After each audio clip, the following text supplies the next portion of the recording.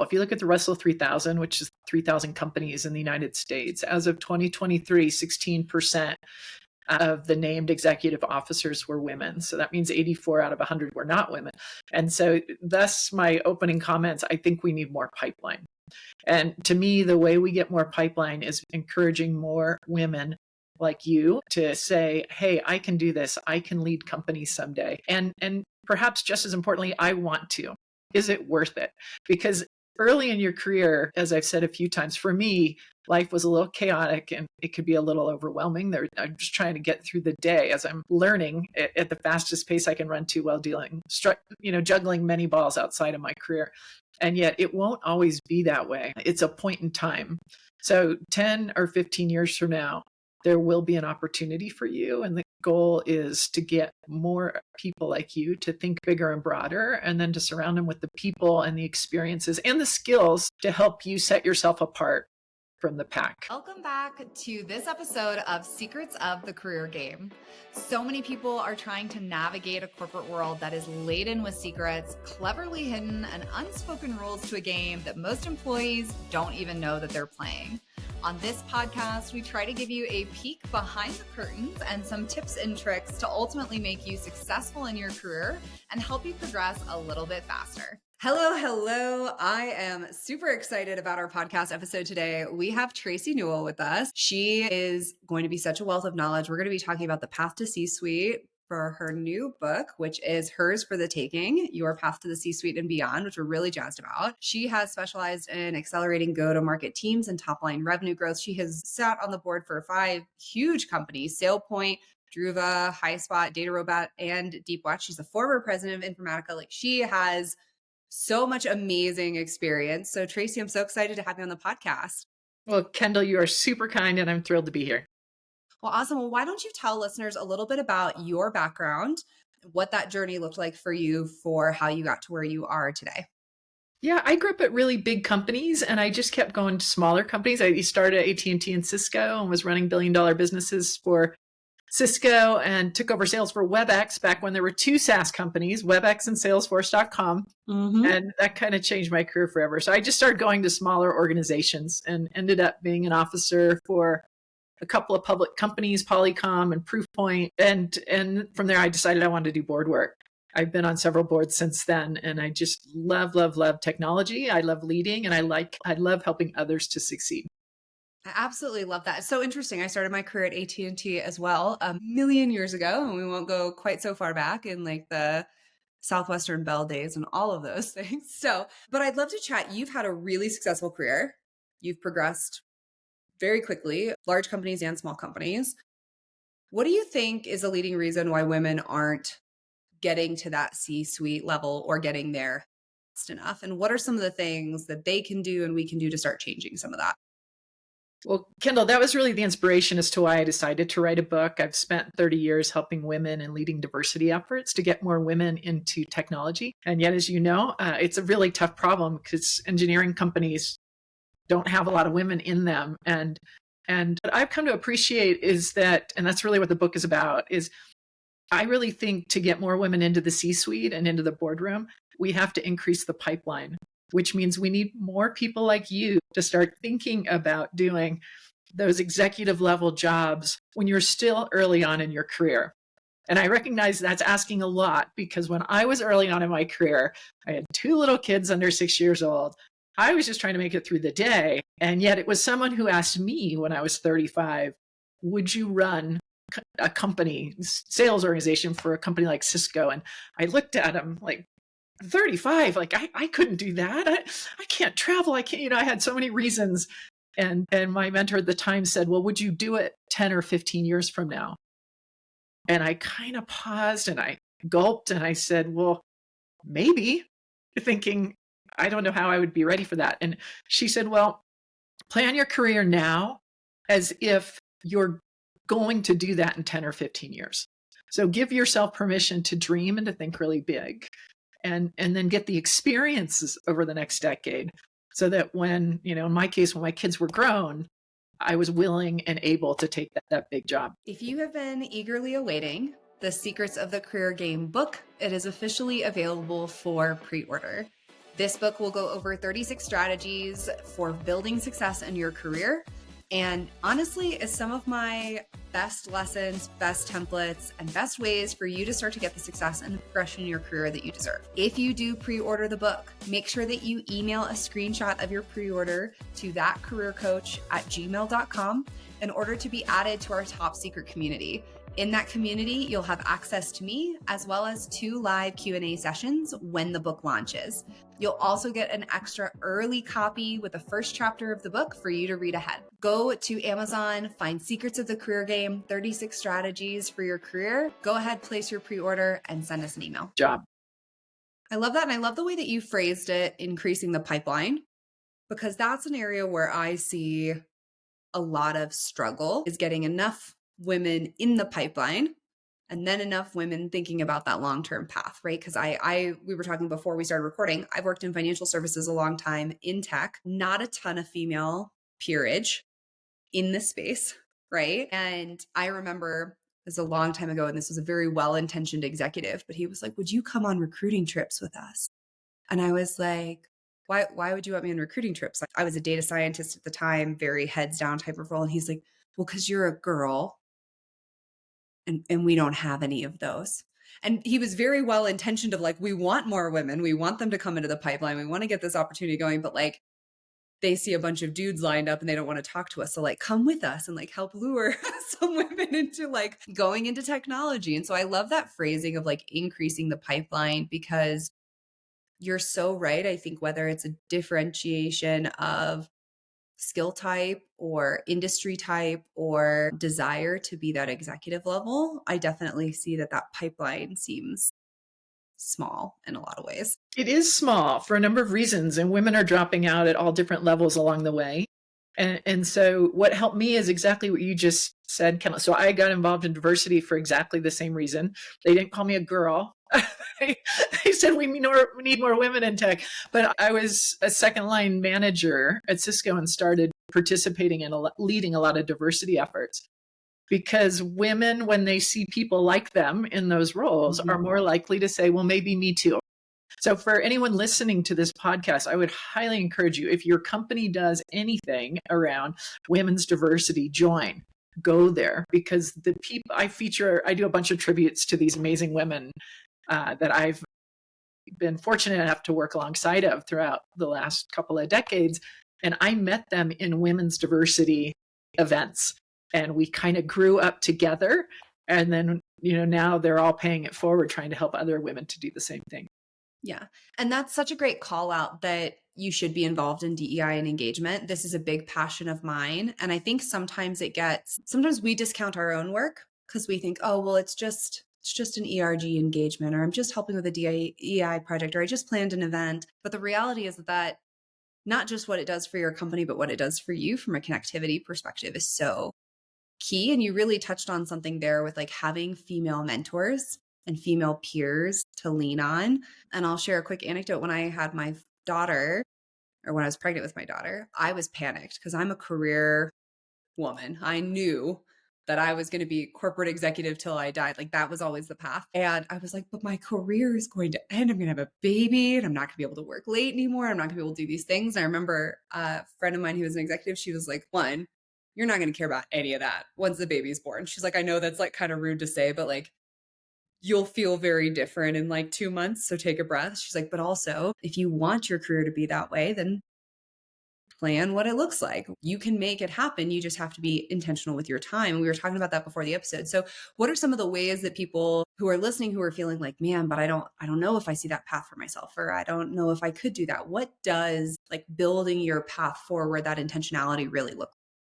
So you touched on mentors, and I do think if you don't have a mentor inside of your organization or outside, because mentors can be outside of your org too, you should get one. You should be intentional about that. And I get asked all the time, how do I do that? Well, it starts by thinking through what are a couple of things you want to work on. It could be, I don't know what my career path is. If someone knows you well, they can help coach you through that by asking open-ended questions and giving yourself permission to dream a little bit. I think that's really important. Once you have a person in mind that you think would be a good mentor for you, usually 1 or 2 levels above where you are now, just think about reaching out. You don't have to, saying, will you be my mentor could be intimidating to people. It could be a lot less formal than that. So perhaps you just send them an email, a text, a Slack that says, hey, I really look up to you and I would love some career advice. Can I get 15 or 20 minutes with you? Most people are going to say yes to 15 or 20 minutes. And then once you've got that meeting scheduled, you own the agenda. Nobody else owns it because you've asked for the time. So think about one or two open-ended questions. I'd like to get promoted in the next 12 to 18 months. What are some of the things that are holding me back that I should work on? Best practices on how you got promoted. So think about what that agenda looks like, and then leverage that time, take notes, send a follow-up, and ask for a follow-up meeting when you do. And pretty soon, if you do that once or twice, then you'll learn a lot. It can change your career. Some of the mentors I've had have changed my career.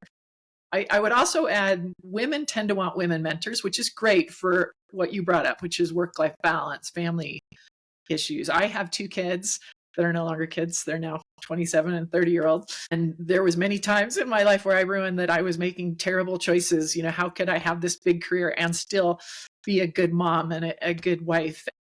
I'm happy to say if I don't talk to my girls every day, something's wrong. So, you can have both, and we could spend more time on that.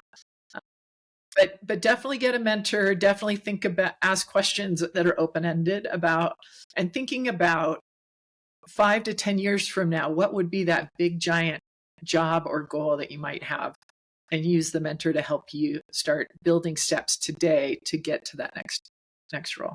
That's great advice. And whether you have a female mentor or a male mentor, I've had male mentors who shaped my career in a million different ways. And I had a female mentor at that time where I was feeling a little overwhelmed from the family side. That helps. And so definitely something that I recommend as well. I think one of the things you and I had been chatting about before we started recording is I used to have a mentor at a company that I worked at who did a lot of speaking on behalf of the company, lots of leadership advice.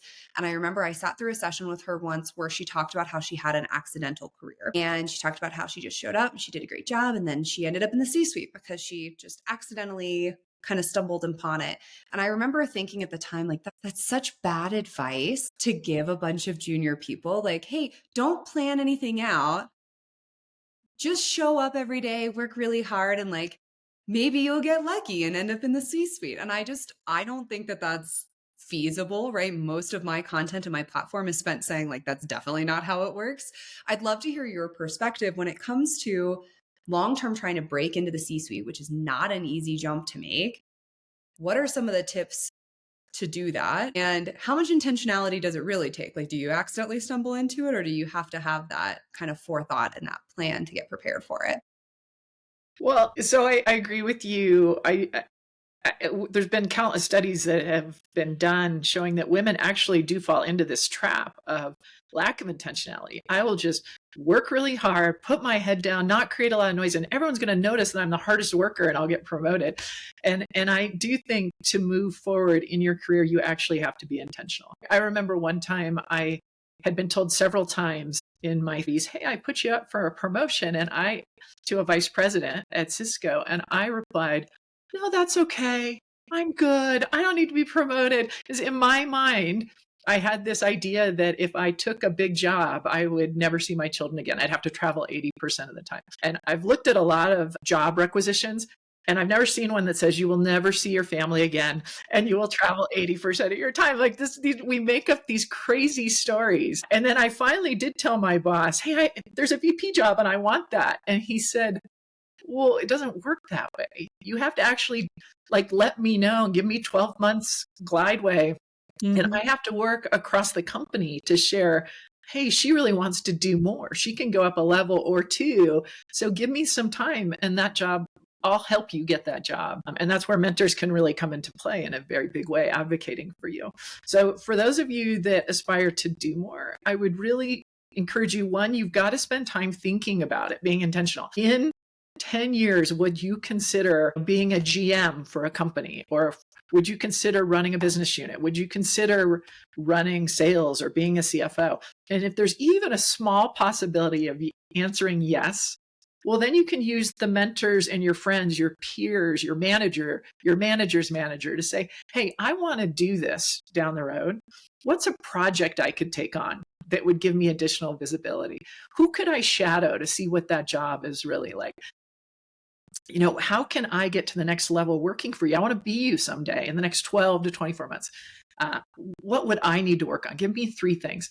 And when people know you aspire to do more, then they start watching you differently, they start thinking about you differently, and they start advocating for you. Yeah.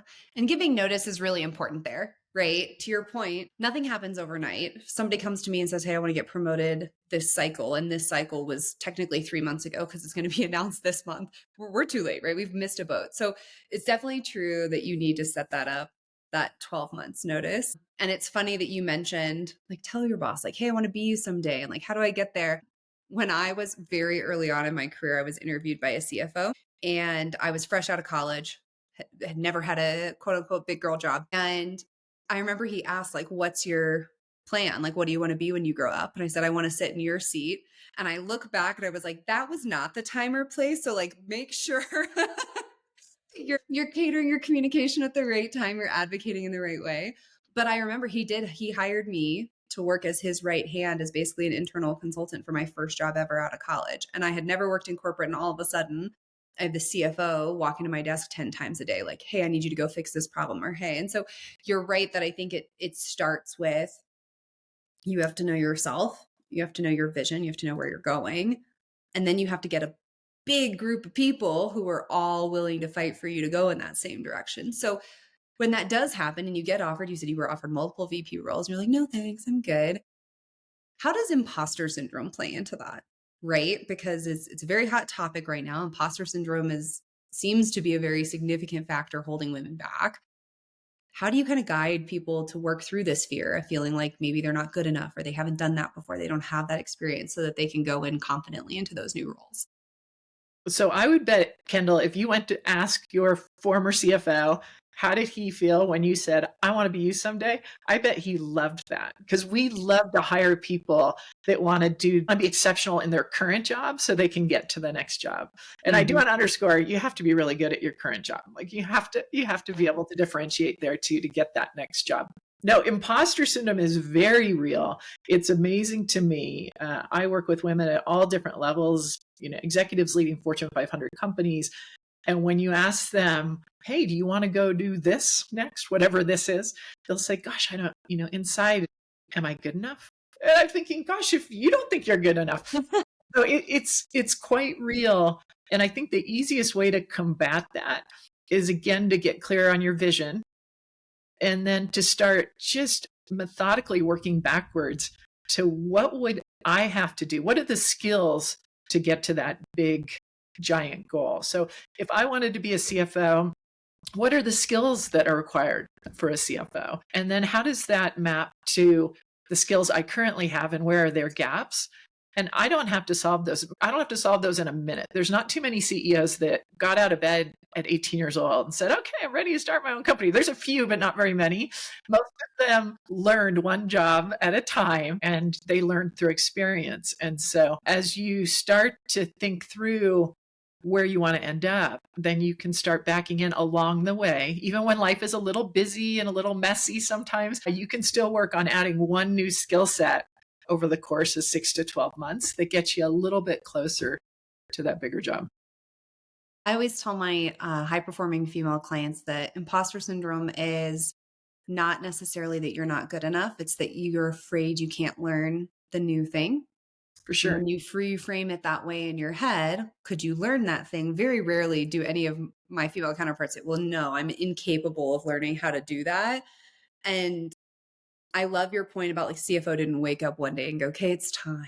I have been born. I reference in my book, coming out of the womb in a 3-piece suit, ready to sit at the boardroom. Like, nobody does that, right? This is like a learned skill over many years and lots of time. And so if you are intentional, you can close those skill gaps and those experience gaps, right? CEOs most commonly come from some combination of marketing and sales, most commonly, not to say all the time, but if you want to be a CEO, you should probably spend some time in marketing, probably spend some time in the sales side. If you want to be a COO, you should probably spend time in different spaces of operations, probably a little time in finance, right? And getting that cross training too, so that you're ready for those executive Yeah, for sure. We all have that inner voice, which is all imposter syndrome is. And imposter syndrome is just trying to protect us from failure.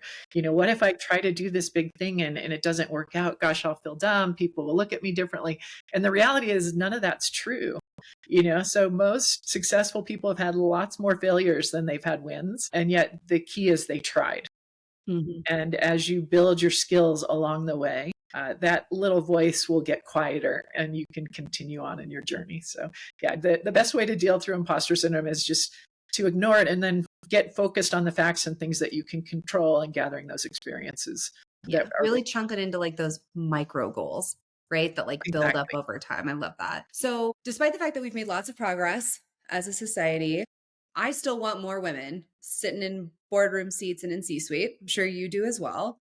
So, how do we help accelerate that change? How do we help create more opportunities for women in these leadership roles? Or as women, how do we start to create those opportunities for ourselves? Yeah, so it's pretty incredible. If you look at the Russell 3000, which is 3,000 companies in the United States, as of 2023, 16% of the named executive officers were women. So that means 84 out of 100 were not women. And so thus my opening comments, I think we need more pipeline. And to me, the way we get more pipeline is encouraging more women like you to say, hey, I can do this. I can lead companies someday. And perhaps just as importantly, I want to. Is it worth it? Because early in your career, as I've said a few times, for me, life was a little chaotic and it could be a little overwhelming. I'm just trying to get through the day as I'm learning at the fastest pace I can run to while juggling many balls outside of my career. And yet it won't always be that way. It's a point in time. So 10 or 15 years from now, there will be an opportunity for you. And the goal is to get more people like you to think bigger and broader, and then to surround them with the people and the experiences and the skills to help you set yourself apart from the pack. I said earlier, you have to be great at what you do in terms of being a leader to get to that next job. And so I spend a lot of time, like you do, coaching people on things like, how do you set a North Star in your current role? How do you set an objective and a goal that is big enough that when you achieve that, you're going to be proud, your team is going to be proud. Perhaps your team might be surprised because they didn't know that they could achieve what you just did. But also everyone around you is going to be watching, saying, look what this person just did. Hiring strategies are really important. We touched on mentoring is really important. Setting up a board of advisors, which is a little broader than mentoring, can also make a big difference. I think learning from people around you that you admire, could be peers, it could be your boss, or their boss, but picking up these executive skills along the way will really help you to step on the fast track of your journey. So what would you say are some of those most important executive skills, right? Because I'm kind of a believer that the skills that are most important to do your job kind of evolve as you progress and as you become more senior. The skills that are going to make you really successful kind of change with No question. seniority. Yeah. So what does that kind of look like to you if somebody's listening to this and they're like, okay, I'm middle management right now. I've decided I want to go pursue that executive level. Like, what are some of those skills that you believe outside of their core job they should focus on developing if they want to open that path for themselves? Yeah. So I had just joined a new company and I was doing a call to action, but I literally just joined. I was talking to my CEO at the time and I was reviewing just to make sure I was on point. And the call to action said, have a stretch plan, have like a big goal. And he said, can I just ask people to have a plan? And I started laughing. I go, what are you talking about? And he said, most people don't have a plan. Like if it's not in writing, it's not a plan. So I think first and foremost, if you think about, say your CEO or the person at the head of your function that you work with, they have a plan. They have a big goal. And so that's what executives do. They are paid to help change the trajectory of their company within their responsibility level. And so what is your big goal? And that could be for an individual contributor, for a manager, for a senior manager, or for a senior vice president. But what is your big goal? And is it in writing? What are the 3 initiatives that will support that big goal? Is your team bought into that? Were they involved as you created your plan that's in writing? Was your boss or their boss involved in the plan? Because they should be, because you need their buy-in. And then cross-functionally, great leaders work through influence really well.